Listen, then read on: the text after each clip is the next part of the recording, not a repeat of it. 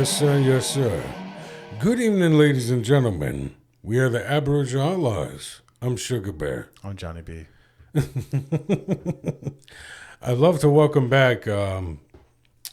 Honestly, I admire you. I really do. I don't get to tell you that often, but I do look up to you, and I really admire everything you have to say.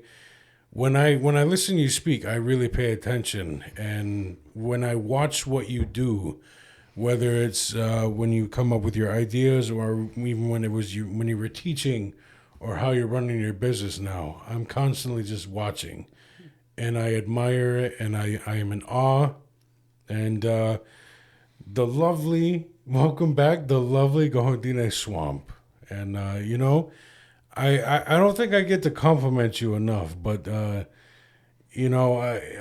always forget like how striking your features are, your eyes.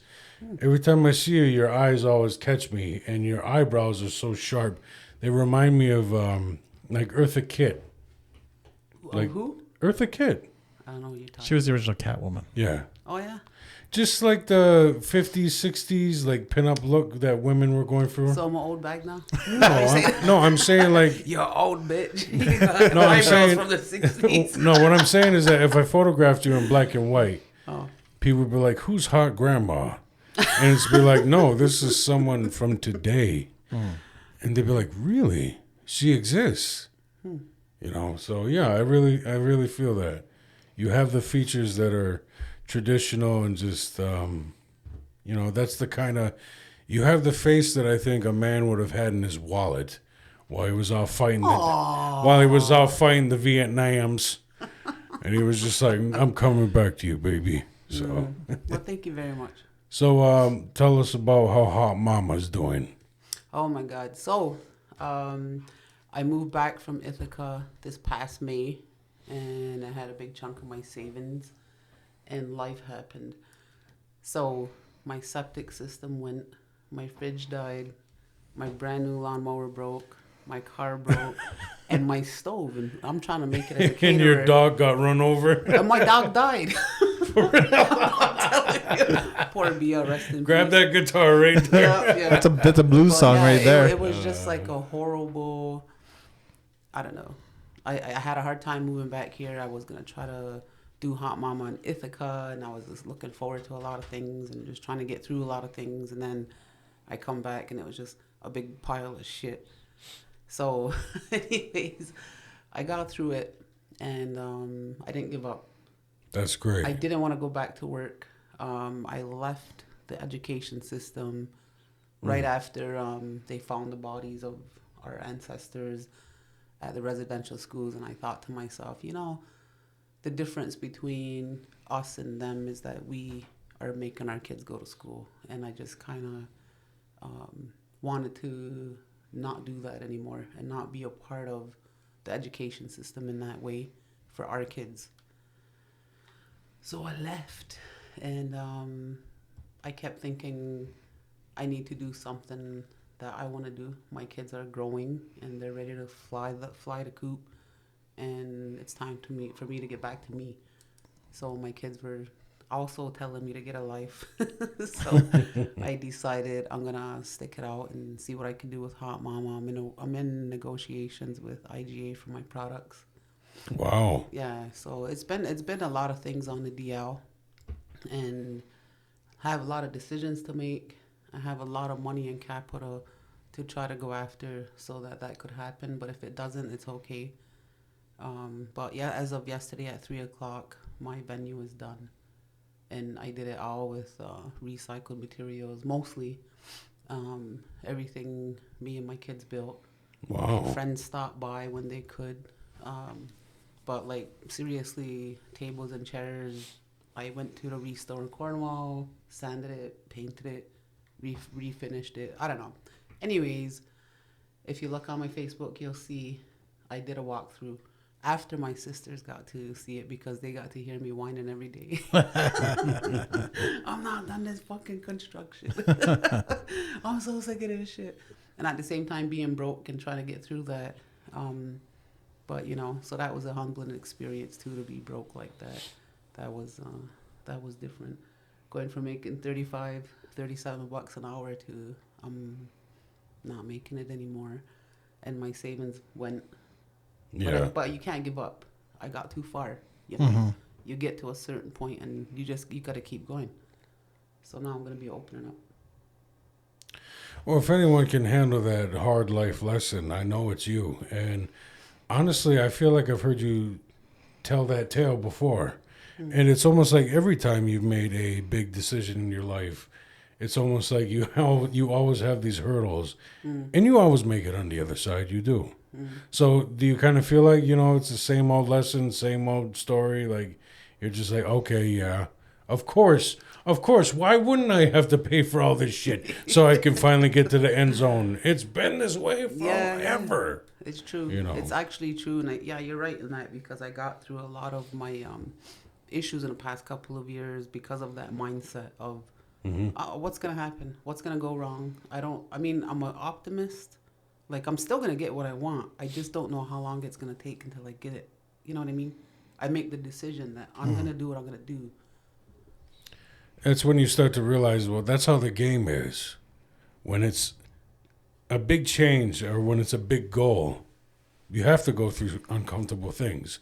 You have to make the sacrifices somewhere, anywhere, because you're not going to get change just by sitting in the same fucking spot every time. So, And then, too, there's another part, too, of when things don't work out, right? If something is not working, quit fucking doing it. Do something different, because that's not working. But you'll see somebody, they keep trying, they keep doing the same thing, but they're expecting a different result. It's just, it's like the sunk cost fallacy. They've already invested so much. They're not going to stop. Now they're going to keep doing it, even if it's clearly failing. Yeah. And then those things too, you have to let go, right? Yeah. When something has failed, not being you attached. have to look at it and say, "Oh, that didn't work. I'm on my third company with my products, and I'm only in my third year. So I could have gave it up the first time. You know what I mean? Like when COVID happened and everything shut down, right. And I had just did my first products, and I remember the whole company, like, flat out, the whole place shut right down, and they sent me email saying, "We're shutting down. We can't redo your products, blah blah blah." So I sat out on my porch in the sun, thinking, I'm gonna give up. This is stupid. I'll just stick to being a teacher. I had those thoughts, and then my son sat there and he goes, "Well, why don't you just go to a different company?" And I really never thought of that. I was too used to, like, when things go wrong or whatever. So I went to another company, and now I'm doing it again. So I'm fine with that. It's the journey. I still got a good few years left, and I'm ready to have some fun though. Nice. Like this 2023 was a shitty year. It was your hurdle. It was the worst of and there's nowhere to go but up. Yeah. Exactly. You know. No matter what you do, remember you're a comic. You know what a bomb feels like. That's all it was. It was a fucking bomb. Right. Okay? Yeah. So, the fact that you keep pushing forward and you're fighting for this, that means it's fucking worth it. Mm. If it wasn't worth it, you would have given up. Yeah. But you're pushing forward. You believe in this. You literally fought to the last dollar because of how hard you believe in this. That means you're willing to give your life. Mm. So I'm excited to see how this works out for you. I want to see fucking Hot Mama's cookbook. Mm-hmm. Okay? Yeah. I want to narrate Hot Mama's cookbook. You want to do what to it? I want to narrate. Narrate. Say that again. I want to do the sexy voice for it. I want to be like, now add that cayenne pepper. Squeeze that lime. Jerk chicken. And you know what we mean. Yeah. So I'm going to be having some apparel coming out. Ooh. And it's going to be comedy infused apparel. With chili, pepper, ball bag. Yeah, like put my meat in your mouth, or you know what I mean, like that. Yeah, it's Taco Tuesday. There you go. Yeah. Mm-hmm. So I'm coming out with a line like that. My oldest, one of my kids opened up his own business. All my kids are in business now, but yeah. Wow. So this construction, what have you done? What are you doing? So I took my basement and I cleaned it out, and built some walls, put up some sheetrock, painted. I painted my ceiling black, and I don't know. I just painted my floors. Had to clean the shit out of my floors, and it was just doing one thing at a time. Because when you're broke, you can't do a lot, right? Yeah. So whenever I'd have a meal or a raffle or whatever, I was just like, okay, this is what I'm gonna do. And every time somebody would give me $40, okay, that's a can of paint. This is this, and I just wouldn't stop. You just, like I said, I couldn't stop. So there was two outcomes, right? The two outcomes was, number one, if Hot Mama fails, my basement's finished. The value of my house goes up. So I never do anything unless it's a win-win for sure. There you go. And that's the way I live life. It's always a win-win. So what are you gonna be doing in this space? Are you opening up your own restaurant? So what I'm gonna be? Well, it's people think it's a restaurant. Yeah. It's called a private dine-in venue. Oh. So what happens is, let's say you have 10 to 12 people. You have 10 to 12 people, and you want to have a birthday party. Yeah. So you guys come over. Well, somebody would book, and then you arrange your menu with me. You pick out what you want me to cook, just for you and your party. Okay. So I have a dance floor. Ooh. I have a bar. Yeah. And 2 tables right now. So nobody else allowed for the whole night. Yeah, it's like a private. So it's private a private event. restaurant experience, except nobody. It's just you and your friends. Yeah. That's pretty cool. Yeah. So I'm hoping you guys will come on over one night and we can have like a Aboriginal Outlaws comedy night, or know, anytime you guys need my venue, it's open for you. You guys want to do a show? You're That sounds welcome fun. Yeah. We'll go in your basement. Okay.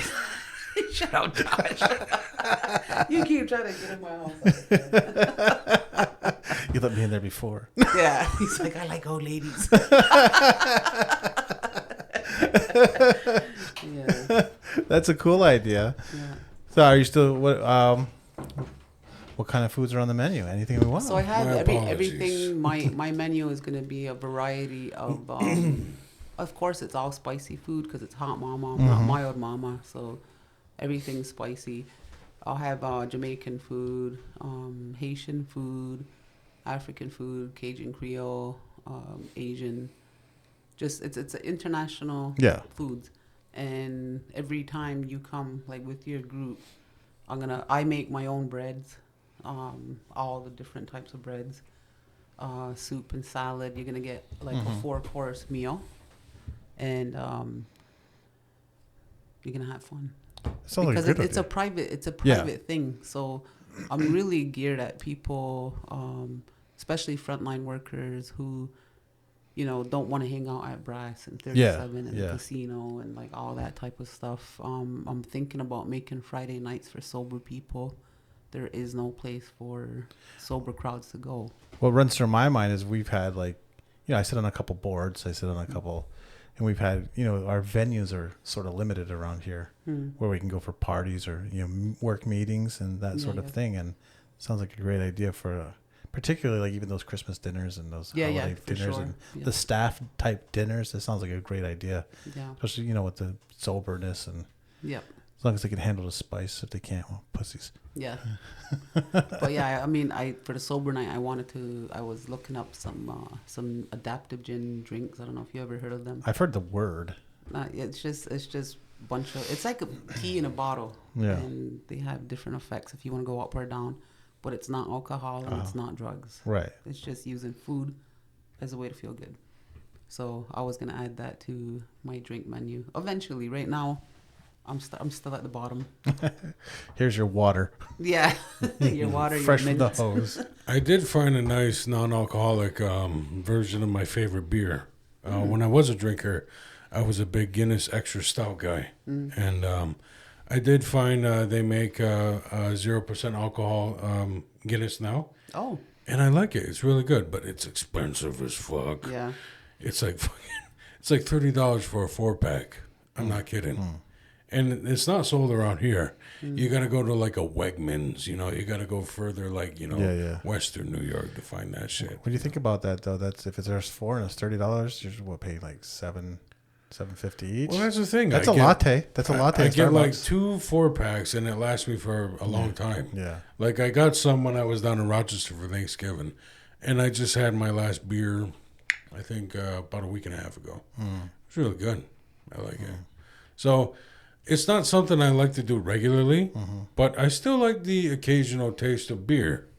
It's non-alcoholic, and because it's nice, you know, the thick, creamy, like coffee, bitter beer that I used to love, and I can still enjoy it occasionally.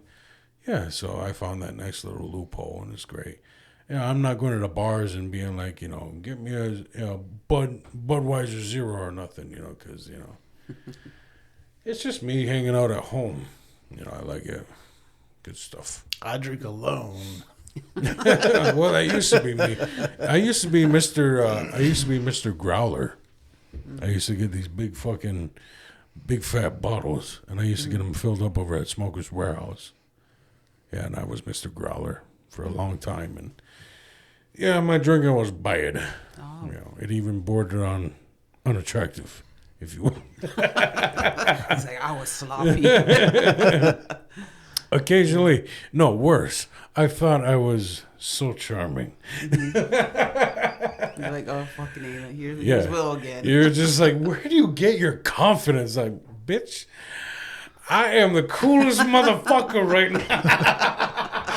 Cut to like a normal view, and it's just a guy standing in the corner going, Not even. Not even. Wow. Anyway, yeah, if that's something you eventually look into. maybe some kombucha. Oh, boy. I have something to propose to you. I don't know if this is the right time and place, but I'm going to go ahead and say it. I mean, we do have an OnlyFans. I do like taking risks. All right. So here's what I'm thinking. So now that there is a bigger space than this, because this is tiny, right? Yeah.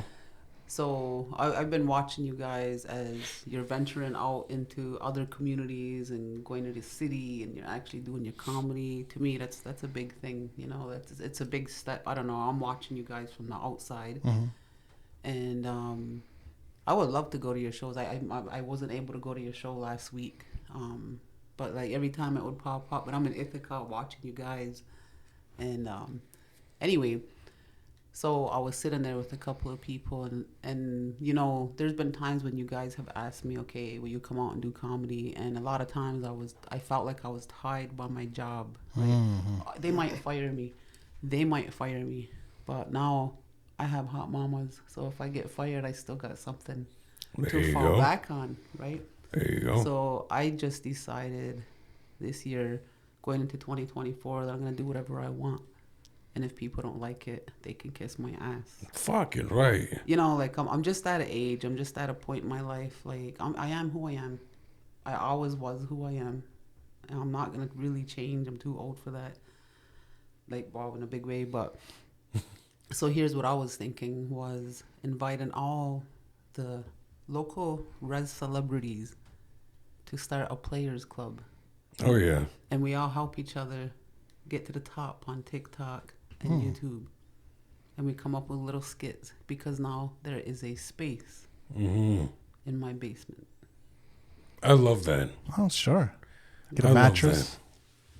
Oh, That's for Will. Holy. But let's have all kinds of nights, whether it's with the spoken word or with music. Yep. Let's also have, you know, performing arts. Yep. Actual like hand art, you know, like you paint or whatever, you know. Yeah. Do your thing. I love that. Yeah. I'm actually, because I'm an artist myself, and I haven't gotten into it in a long time, but like painting, doing even carving and all that kind of stuff. I want artists to have a place to go. There's nowhere for artists. Even a sober space to hang out as adults. Like, yeah. There's nowhere. If you don't drink, there's like nothing. Like, there's stuff to do, but if you're not, if it's winter or you're not outdoorsy or Yeah. like, There's no place to go where you're not losing money. there's no coffee shop. There's Yeah. no fucking. There's Nothing. there's no space. And like right now, like our schedule, how we're gonna be starting out is if I don't, like, I'm only, because I'm working full-time, back working full-time, and I won't be available during the week, but I will be in the evenings. So Tuesday bingo, that's a given. Saturdays are for booking private parties. Friday nights I wanted to dedicate for sober people to be able to have a place to go and hang out. Still be music. People can still dance. You can still have a good time. Mm-hmm. If it's a crappy night and I open up, let's have a chess tournament. Oh yeah. You know what I mean? Yeah. I mean, that's like low key. Dungeons and Dragons. Dungeons and Dragons. Yeah. I don't know. Whatever. Like, get something going. Like, that's the whole thing. You know, there's not a lot to do in Dungeons and Dragons. All right, I'm against that. It's fun. A lot of people play it. It's less. Let him do it, for Christ's sakes. You know what? If you do that for my friend, I'll make it up to you, and I'll come and do music on one of your music nights. Okay? That would be good. There you go. Oh, well, actually, I was gonna talk to you, Will, about. I wanted to have a singing contest. Oh yeah. From Hot Mamas, but only the singers are at Hot Mamas. Ooh. And we go live, and you pick your best song, and the community votes. Ooh. You know what I mean? Mm-hmm. Kind of like Sny Idol, except it's the whole risk. I like that idea. We have some great talent around here. We have your child. Yeah. We have Brandon Gamble. He's a phenomenal singer. You know. Gajit Jalugwa Cheryl. Mm-hmm. I love the way she's. We have lots of good talent around here. We sure do. And if you want to see some of that talent, you can come to La Maison on Tuesday night, January 30th. Come see the Aboriginal Outlaws on stage. What's going on at Amazon? Yeah, it's an open mic. They have an open mic last Tuesday every That's month. another thing. If you're thinking about going back out there, that's the best way to dust the cobwebs off. And it's right there. And you have your friends there to support you. Yeah, they'll open up twice a month. They just started this. LOL Comedy. Yeah, LOL Comedy has started Tuesdays every. I think it's the second Tuesday, and then La Maison's show is the final Tuesday. Well, they're both going to be at La Maison, right? Yeah, they're both at La Maison. Yeah. But they only had one before. Now they have two. Which is great. Which is great. Because running out to Ottawa and Montreal adds up. Boy, it adds up. Yeah. Especially with that all-night fun. Night too, right? Oh, especially if you're coming from Fort. Yeah. Holy fuck. Yeah. Well, You go Montreal's through that border, or you go through? Montreal's closer this way. So you go through Fort. Dundee. Yeah. Gotcha. Why wouldn't you? But this time the bridge over to Valleyfield is out, so you have to take a detour. So. And that would take you all over the countryside. It kind of takes you in the countryside. It's like it adds about 25-30 minutes to your trip. It's good to know. But last year I went to Montreal last week, and I took the 401 because the weather was bad. Yeah, he was there literally the night before me. At the same spot? At Comedy Nest, yeah. Wow. Comedy Nest Montreal is a great place. It was funny because I had just seen in my email like the morning of, and it said the theme for the joke, because it's Joke Lab or whatever the fuck. You literally have to come up with an original joke before the gig. And it says, winter, am I right? You got to make like a winter joke. Okay. And I'm like, okay. So that morning, I'm like, winter, that'd be funny. I'll talk about that. So I go there, I do my joke, and out of like, I think 10 comics, the host, and then the headliner who got 7 minutes, so that's a dozen comics. But out of the 10, there were 3 that were like the best jokes, and I was one of the 3, and I essentially got like second place. So I'm like, nice. But the guy that smoked me, his name was Sushil, and he was Persian, and his joke was fucking hilarious. Let's hear it. Sushil, if you don't mind me putting your joke out there. On the internet, I'm not going to ask him. Well, no, this is Sushil. He does comedy out in the Montreal area. Check him out. He is hilarious. He does a lot of spots at Comedy Nest. This is his joke. You gotta do it in his accent. Absolutely not. He was wearing a loud shirt on stage, like very loud. I hate to sound racist, but you're like, yeah, it looks like a Persian would wear that shirt. He was dressed in Persian. Yeah, and he's just like, I have to wear this expensive shirt because white people usually think I'm Uber Eats. He's like, but it doesn't fucking work because winter I gotta wear the coats. He's like, so they think I'm Uber Eats anyway. And I'm like, I fucking love that joke. Obviously, his joke won. I'm like, racism always wins. Yeah. Yeah, the whole fucking place was like, whoa. Wow. It was awesome. Yeah. Did you ever try improv? Not with jokes. No? I did like acting class in school, and we did do a couple improvisational exercises, you know. But not in my adult life now. How about you, Josh? Improv? Not like... Yeah, not like classes or anything. Oh. He's had It's actually pretty fun. He's had to improvise positions. No, Yeah, my life is improv. That one time I ran for tribal chief, that was like an improv session. Oh my God! Did you run? Yes. I did. I just made it up as I went along like 2 years ago. Oh, I wasn't He here. literally made the decision like that week. Well, John was supposed to do it, but he wasn't there. It was like Sunday or Monday, and then Thursday he got fucking nominated. No, it was that morning. We went to the nomination for John. Oh, you have to be here. John's not here. He's like in Boston or some shit. Yeah. We thought we could nominate him with him not being there. So they're like, oh shit, what do we do? That's right. And it's like, oh, fuck it, I'll do it. So this guy and Chantel nominate me. And he got 15 votes. That's pretty good. And I mean, I'm proud For to not, say, for not having you didn't have a platform. Oh, You did. TikTok. What was your?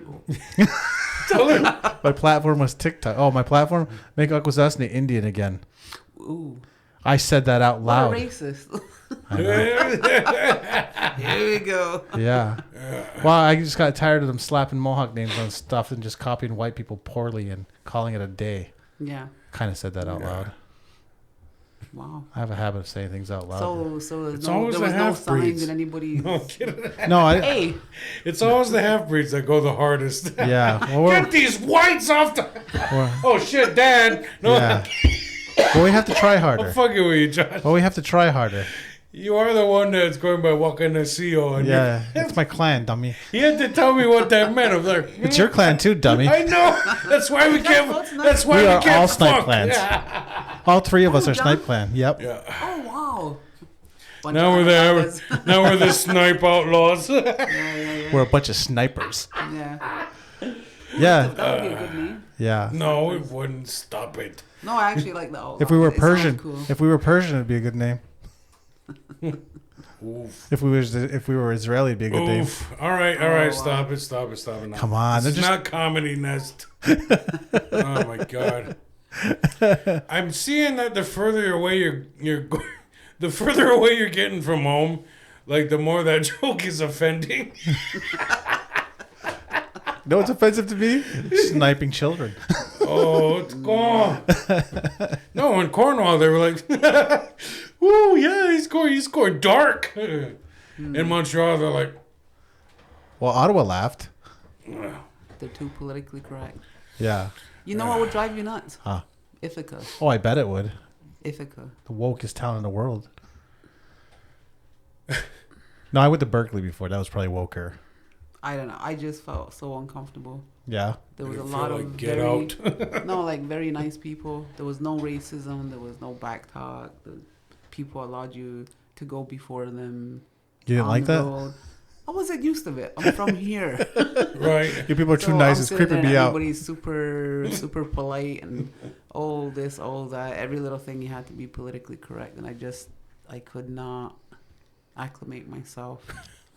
And I'm like, I want my res back. Yeah. She had to come back to where they make fun of how dark you are. Yeah. Yeah, Here we practice eugenics still.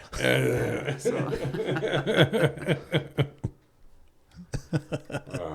So they were too nice. Was it a real nice or was it a it facade? was they were really nice. Yeah. Yeah. See, I tried catching them, Yeah. because I thought this can't be real. People can't be really this nice. Yeah. And they were. And then I got really Then you were the kind of mean. creeped You're out. the mean one. Yeah, because, I don't know. I just got creeped out. I was just like, I can't handle all of this niceness. I don't know how to handle nice, friendly people. You didn't rub off. You come back like extra nice, and people are like, Yeah, like, who are you? Even my kids were they were like, oh, wow, nobody's racist here. I'm sure we're going they back are. to Phillips Road. I've been called that word in like a week. Yeah. I mean, we laugh about it a lot because that's how we deal with our trauma. But, I mean, it is kind of like fucked up, right? It is. It is kind of fucked up that we don't know how to handle nice. We're like, what are you doing? You're gonna kidnap me, aren't you, motherfucker? Well, there's like some psychology behind He's like, that. no, I seriously just saw you needed $1, so I gave you $1. Yeah. And you're just like, okay, I'm gonna take a picture of you, and I'm sending that to 4 of my friends. I think when you live in trauma becomes normalized, and when you're out of it, you're out of the chaos. You feel weird without the chaos. Yeah, like, for real. Yeah.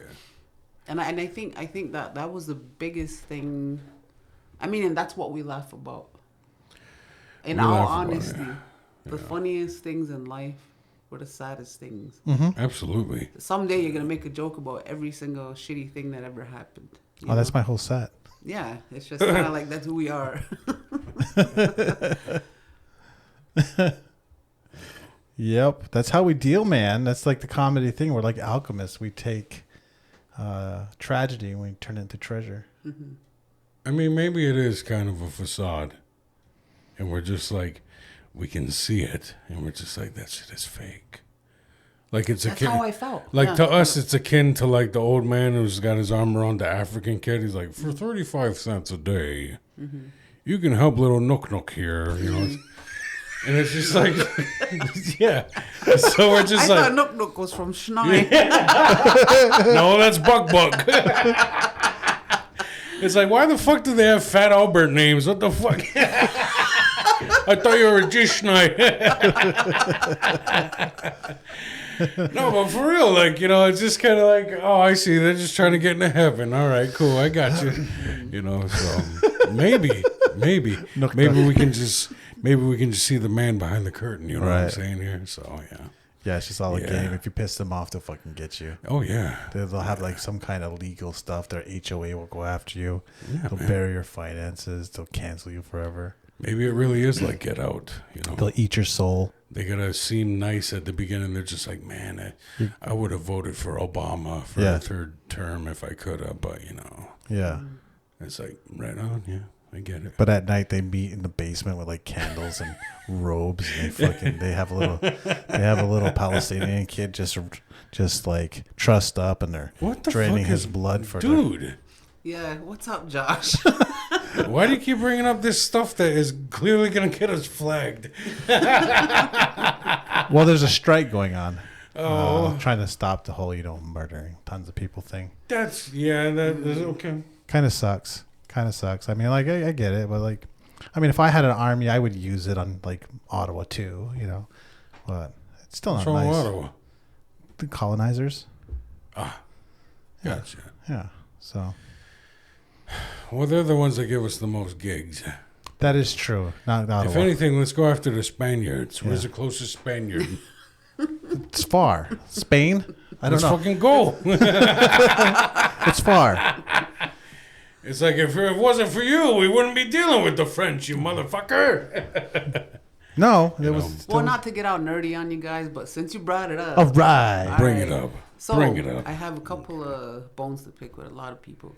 Absolutely. So there's this whole land claims issue, right? Yep. And I'm sitting there, and everybody, and in my point of view, I'm watching people suddenly want to get involved because they want to make a crisis out of something. Mm-hmm. And I look at land claims differently. I look at we should be able to go anywhere and build businesses and be profitable and tax-free and free. Right. I don't like this boundary shit. Okay. You know what I mean? Yeah. So I feel like people are looking at it all the wrong way. You're right. Let's get naked. Well, not in that way. You said boundaries. No, I mean, I'm talking about land. I'm talking about living. Yeah, but don't you feel smothered by all this cloth? No. Back me up. up on this. Come on. All right. Keep going. Keep going. Oh, I see why they call you hot mama. Look at this guy. It's got good legs. Yeah. I'm going through menopause, so yes, I am hot. I mean, you know what that means. Well, guess what? I'm fixed, so we're double safe. It's like shooting blanks at a bulletproof vest, brother. Ain't no one getting fucking Alec Baldwin. Zing! There you go, flagged. Boom. Boom. Just like the bombs. Yeah. So continue. I forgot what I was saying. I heard balls and then I got... You said we're thinking about it like boundaries. Or we're implementing boundaries. Oh, yeah. So to me, it's kind of like, all right, we started following land borders and guidelines. Like, this is my family's land. This is your family's land. I have an acre. You have an acre. Blah, blah, blah, blah. White people can't move on to the res. Blah, blah, blah. And we're reinforcing those boundaries, right? And it's wrong. So I decided this whole week I went into the archives of, I just stumbled upon this site where all of the American forefathers their notes are all up there concerning all of New York State area, Haudenosaunee lands, and the leadership that was in place back then. And anyways, just their notes to like the way they spoke of our ancestors was horrible. Yeah. You know, we just have to give them a belt. It's pretty much what the dialogue is. We just have to not give them rum. We have to sober them up. We have to just give them that belt and shine the covenant chain, and then we can get what we want. And so after reading all of these diaries and letters that men were writing to each other, I didn't even know this. I learned that, you know, at one point in time, they were trying to enforce a passport system. Yeah, there used to be a pass. You had to carry. You had to have a pass, but yeah. that was based on actually around the time of the French and Indian War, that they enforced that because they wanted to have direct trade, and the Haudenosaunee people were involved in the trade system. Right. So that's what caused them to want to put sanctions on our movement. And then there was a lot of letters about, you know, we have to pretty much change their attitude because they keep not agreeing with us. But these fucking Indians just keep doing whatever they want. So I'm learning a lot more things, I guess. And so when I hear people, you know, going back and forth about things, I'm looking at it like, all right, you can waste your time if you want. I'm not going to get involved with that. Unless we're going to go and just do something, I don't want to get involved, you know? So that's kind of where I'm at with that. You know who would be a great person to talk to? And we had him as a guest one time. His name was Philip White Cree. I think you would have a lot of fun just sitting down, having a conversation with him, picking his brain. So, yeah. I'm looking for somebody that is really well versed in the law system. Because I keep thinking about, I mean, this is just common sense, right? If you look at everything chronologically and you look at, okay, our people look at every decision you make, you look into it 7 generations ahead, right? This is our 3rd generation set. Every 7 generations is about 150 years. So if you start from contact and you just take it apart, we're in the third or 4th section. But the last one was everything. Yeah. It was all of those wars. It was all of the residential schools. It was the War of 1812. It was the formation, the Dawes Act, everything. One thing after another happened. So, anyway, went off on a tangent. That's sorry. good. No, that's fine. I like where you're going there. That we were, you know, part of part of the problems, not the problem, part of the challenge of the colonization is we accept the paradigm that they taught us. Yeah. We grew up in schools, so we think it's this way.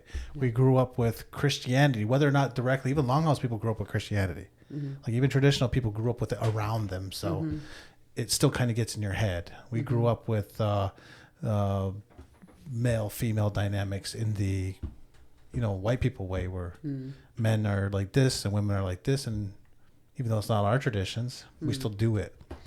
So I like where you're going with just questioning the whole paradigm of how we look at the borders and the rules and how we get around that. I don't know how we get around all of that, but I'm interested as someone who lives on the land claim, standing on it right now. Kind of on the fence. I worry less personally. I worry less about I don't like the crisis either. Everything's a fucking crisis.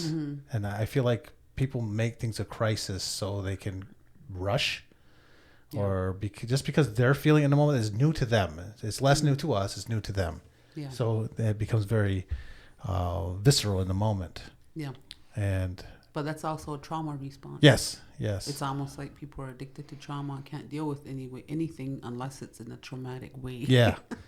And I think that right there violates our original teachings. Yeah. And I don't think people see that. Yeah. So I avoid going to meetings, and people are trying to get me to go to meetings, and I'm like, nah, because if I go, I'm going to say my mind, and you're not going to like it. She's going to tell us to kill everybody. Yeah. I'm like, nah, we need to take our land back and just do it. That's all. And also take care of the land that we already have. Yeah. There's that part. I mean, in that part too, taking care of it and having and actually living that. Like, don't forget about your orange shirt on orange shirt day if you're not gonna do nothing about the problems that are a result of that. Oh, Leroy down the road just beating up to his wife, or So that's what I mean. Like, okay, you can wear as many ribbon skirts as you have. I don't even own one. Yeah. But I'm not gonna be gallivanting around like with wearing these ribbon skirts like I'm a spiritual person and every day I'm peaceful. I'm not. The truth is I got some problems. And I'm not a perfect person, and I don't deal with things the same way other people do. So it's kind of like, okay, I'm just not gonna live a lie. So. I think the 7th generation thing is something to think about. I said that at a meeting because I was at the meeting, and they're like, blah, blah, blah, blah, blah, blah, blah. And I was just like, you guys are all afraid, and like, if we have tons of kids and we stick to our ways, laws in the world don't matter. Like if there's 1 million of us, we just win, just because it's just the same reason why they speak French in Quebec. It's not because we give a fuck about the French, it's because there's millions of French people. And they get to make the rules because there's millions of them, and they'll make you make the rules. And I feel like that's the long-term strategy. Will's doing his part.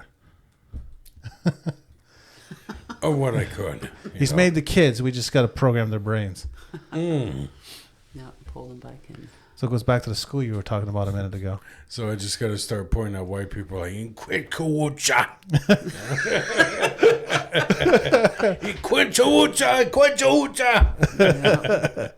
So what do you think people need to do to get started? Like without becoming too radical, without exactly, loading up on AKs and, throwing Molotov cocktails, because I think that would be a fantastic story. Like if we wrote that kind of story. Yeah. And if anyone out here gets inspired by this conversation and we kind of push you towards writing this story about a Native American dictatorship that decides to seize back, the Adirondack Mountains and start, pushing white people off and shooting fucking drones down and shit, like going all like man in the high castle, but make it native. That'd be fucking awesome. But what do you think we could do to get started, without getting too radical here?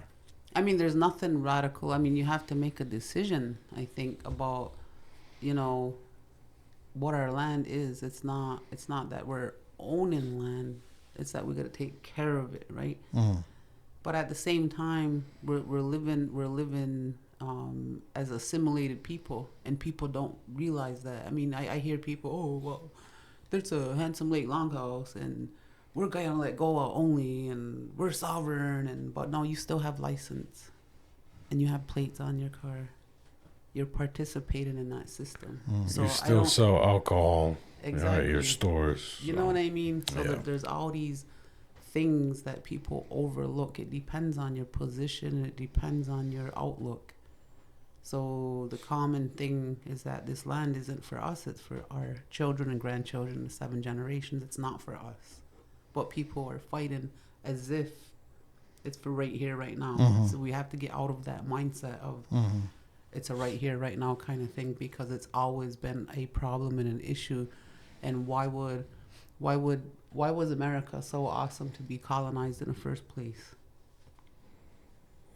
Why did Europeans leave?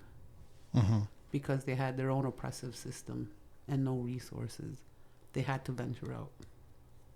Right, they became the oppressors. Yeah. and their own people were like, they were oppressive to each other before they came, before they even left. Yeah, their culture's horrible. And they were oppressive when they got here. They started burning each other up. They're still calling oppressive. each other witch, Yeah. And I think the Spanish were way worse than the English and the French.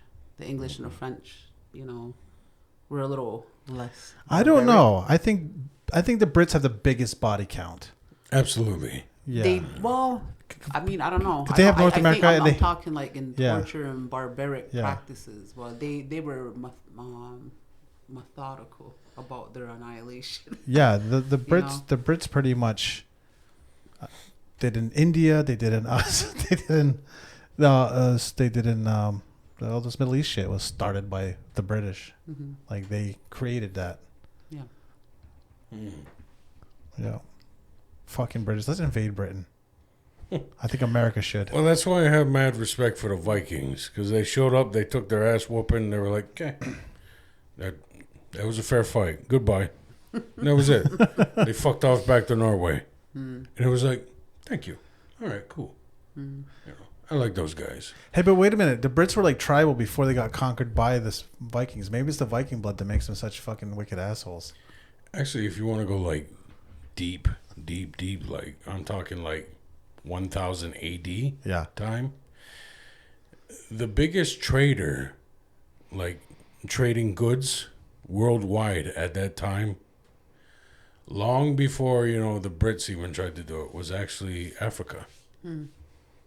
That's why they think there's a lot of black people around the South Americas and stuff like that. And there's even a theory that we might actually be like descendants of black people. It could be. Well, genetically, everybody is a descendant. Well, the thing is, there was a time when Britain, and when that area, Europa or whatever the fuck, when it was all just considered one. Like it was all just the whites. They barely even had separate countries at that time. There was a time when they were starving, and Africa supported them. So a lot of the goods being traded on a global scale were coming from Africa. So there's a theory that some of them stuck around here and was just like, this is a nice place, and then here we are. It's very possible. 23andMe will tell the tale. Would you ever do It's that? not about that. It's like about like what happened to the Moors. Yeah. That's what I mean. Like if you take a Sicilian and have him 23andMe, you're not going to get Africa. You'll get a mix, yeah. You'll get African blood. Right, but what I'm saying is that that's what we're gonna look like. We're just gonna look like a cocktail. We're not gonna look like like a boom, a lumba la lumba la. Yeah. So I have it clicks in our language. Oh Jesus Christ! Yeah. That was gonna go there.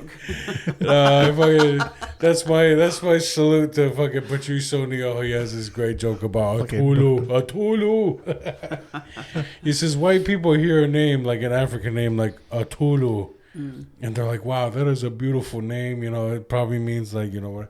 It's like black people, they're so mean when they hear a Tulu, they're like, I call him a Tulu. It's like they're so fucking mean. I love Patrice O'Neill, man. Rest in peace. So in Africa, right? Here's an interesting fact. Africans were the inventors of really complicated mathematics and were in charge of it. And it was the spiritual aspect of their lives, where medicine men were like, no, because whoever was knowledgeable in the math rose to power. Mm-hmm. And so their medicine and ceremonial people were like, oh, we can't have this.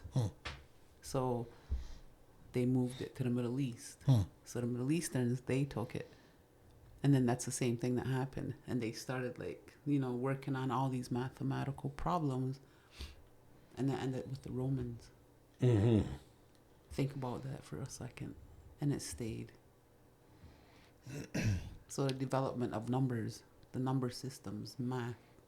They built the pyramids. There's all these monuments. And then your theory of these buildings, the similar buildings are in South America, right? The absolutely. buildings.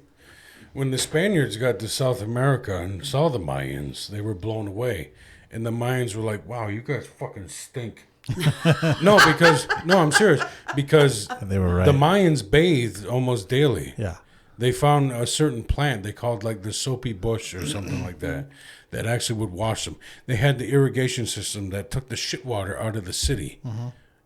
In fucking Spain or in Europe, they would just dump the shit water in the street. Yep. Yes, that's why they had the Black Plague. Yep. Because just hundreds of years of that disgusting fecal matter, it mutated whatever bacteria that was from a rat, or even when the rat cross-contaminated with a human somehow. Probably a human ate it or something worse. Probably. I mean, you probably ate it, but... You never know. You never know. Yeah, they didn't have Pornhub back then. He's just got an English. It's like, all right, the first ever pocket pussy, yeah. Just like, you ever think about how many serial killers there must have been wandering around back in the past? Maybe that's why they have serial killers. Yeah. It's just they said. I mean, like they're predominantly white people, right? I don't know if that's have true. The highest. I'm pretty sure. I don't know if that's true. Sure that's proven statistics. At least 98% of serial killers on record, yes, are white, racial and and ethnic Caucasian. makeup of serial killers. There's honestly maybe a couple, like out of hundreds of serial killers that have been caught. I think that's why the story of Eileen Vornos was so. Oh yeah, lean in on that mic. Yeah, just lean in on the mic. That mic's a little quiet. I actually have her on a couple shirts. Yeah. Because that's an idea I have. I want to call it Folk Hero. And it's her image of her smiling when she's on death row. Because I think she's badass. I think that's awesome. The way she killed these fucking piggish men that were like raping and like trying to be mean to sex workers and stuff, Yeah, I thought that was badass. So I got a number for the U.S. 82% of American serial killers are white. 15% were black and 2.5% were Hispanic. Huh. Well, you better get on it, Tarantino, and make a movie about the freaking black serial killer. I want to see it. That was the last one was that one in the car, right? The shooter. Does that count as serial killing? I think that's spree killing. I think serial killing has to have a sexual component, like it gets them off. No, because that was like meant mini. Yeah, no, it doesn't, because that was like politically motivated or something. I don't think it counts. Okay, that's a mass murderer. Yeah. Okay. Serial killing Yeah. is like committing the act Over and over, right? a long period. Yeah. Yeah. Yeah, I think And it doesn't always have to be sexual, Josh. No, Go jerk off. Holy fuck. For real. I think there's a sexual component for it. Like they get a charge. I think you're hoping for that. For serial killers. Yeah. Yeah, they get a He's sexual. thinking every time that they cut a neck, they're like, oh, God. Oh. Let's ask the computer. Or at least that's what he hopes. He's like, please tell me you're at least jizzing off of this shit. Fucking.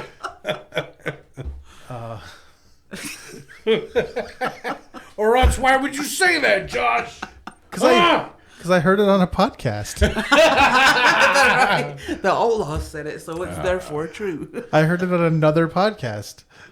I do gotta say though, I'm sorry to turn my back on, our Lord and Savior, Mr. Rogan here, the Godfather of podcasting, but the ignorant shit he was saying about indigenous people in Americas, about how we didn't know how to farm and we were just living off meat and like occasionally picking berries. I have like, noticed whenever Rogan talks about Indian shit, he doesn't know what the fuck he's talking about. No, he does not. He talks a bunch of shit that he doesn't fucking. It sounds so stupid, and he doesn't ever invite anyone on that might know.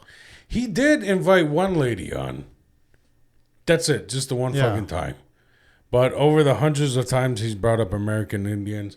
And by the way, because he lives in Texas, his studio on one of the walls has the guy who invented the Colt. Oh yeah. Which was they had the cavalry down there that had they were the first that had like the Colt Magnum guns so that they could keep up with fighting the Apaches. So essentially to us it's like he put up a Nazi on his wall. It was like, he's the guy that said we got to fight him with more bullets. Is he originally from Texas? Who? No. Joe Rogan? No, No, he's actually from Boston. Boston via San Francisco. He's Really? he's a fucking bean turd. He's a fucking bean turd. Went over to California, become a fucking big shot. If you ever watch old stuff of him, you can hear the accent. Yeah, douche, fucking douche. I get it. He can kick my head off, but fuck it. Right. I would love to be the patron saint for my people for taking a fucking kick to the head for calling Joe Rogan out on his pig-headedness. Yeah. Serial killers conventionally defined as a person who murders God, he's still 3 on or this. more people in a period of... Yeah, I'm not young Jamie. I'm a little slower. Between murders, with a cooling down period between murders. The murders must be separate events, most of which are driven by psychological thrill or pleasure. So they get a pleasure off So it. it's so it doesn't mean every one of them. Yeah. But they get some kind It is an element in a lot of them. Yeah. Right? That's the difference between like... Whereas not all serial mass murderers kill many people, typically at the same time in a single location, with some exceptions. Many end with the death of the perpetrators, either by self-infliction or by law enforcement. It's generally dissatisfied people who have poor social skills and few friends, blah, blah, blah, blah, blah. The motives are usually less obvious. So they tend to be like fuck-ups who just go, go rage. All right. All right. So which one are you, Will? Me? Yeah. I just like making people laugh. Yeah. Yeah. Why do you think I'm violent? You only do your slaying on stage and in the bedroom. My slang. Slaying, killing. My slaying. That's what I said. I thought he said slang. That's what I thought too. Oh. But we all have earphones on. That's true. Yeah. Yeah. Oddly enough, this is helping us hear better. Oh. No, because if we didn't have them on, we'd be shouting at each other. Oh, okay. Yeah, believe it or not. But no, I'm not a very violent person. It took me when I was a young, insecure man. I will admit, that I did not know how to work on my feelings, and yeah, I'm afraid I was Mr. Punch a hole in the wall guy when I was like in my early 20s and stuff. But I've done a lot of growth. I think that's actually when you and I become friends the first time was. I think it was like my third or fourth time trying to get sober. And that's when I met you. You would pick me up and take me to meetings and stuff. And I remember it was you and Helen. So Yeah, that's been a while. That's been a while. Yeah, you guys were on Tarbo Road, weren't you? I was. Yeah, both of you were, I think, or at least you were. Yeah. No, just me. Yeah, that's how long it's been. Whoa. Yeah. That was actually when I started my personal journey. Yeah. I started a grief process and I began to change at that time. I think I was like 38, something like that, 37, 38. Yeah. So I think the violence is gone, Josh. Think so? I think so. For the most part. Yeah. I mean, if push comes to shove and it's for my family, absolutely. But, it took a long time for me to understand, that the person, that may hurt me or whatever, or the people that have done me wrong.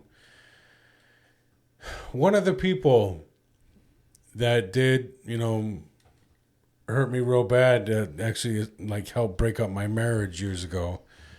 I remember a few months ago, I was at the Legion for my friend's going away party, and I saw him there.